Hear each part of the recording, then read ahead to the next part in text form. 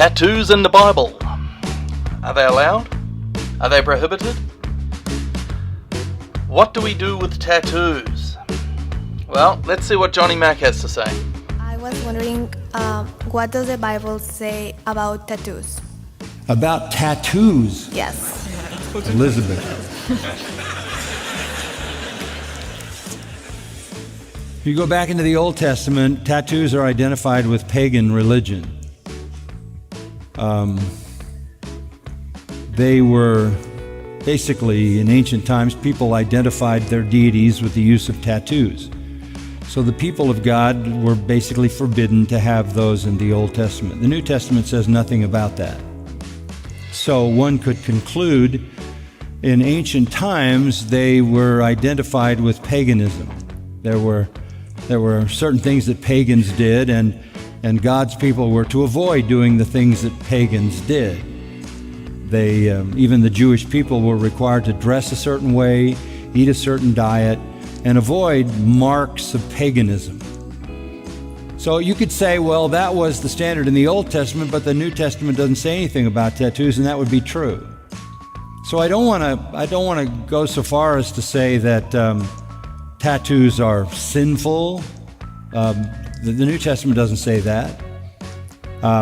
I could assume that you could have a tattoo of a cross or something that reflected your love for Christ, or some people get a Bible verse. I have to tell a funny story about a guy who got a Bible verse and they spelled the book of the Bible wrong on his chest. So that's not good. But the Bible doesn't really say anything about that. But my feeling is that in the ancient sense, it belonged to paganism. There would have to be a pretty compelling reason for me to do that. I wouldn't say it's wrong. I don't have a tattoo. But I don't want to go so far as to say it's wrong to do that. But it was part of what was pagan in the past. And it's a choice people make. I would personally rather be able to change my shirt every day and have something different than to have something I have to wear the rest of my life, every waking moment and sleeping moment. So just think about the reality of indelibly impressing something on you if you do that, and maybe down the road you might wish it wasn't there. That's the issue. But I don't want to say that in and of itself there's something wrong with that, because even the fashion has changed. You know, the Old Testament, women were not to wear what pertained to a man. But what did that mean in the ancient days? When men wore dresses, they wore robes. Women wore robes, so there wasn't a whole lot of difference there.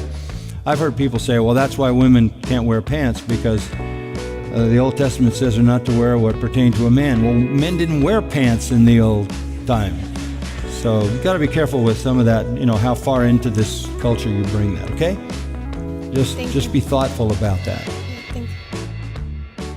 Well, there you have it. That's Johnny Mac's take, and I must say I tend to agree.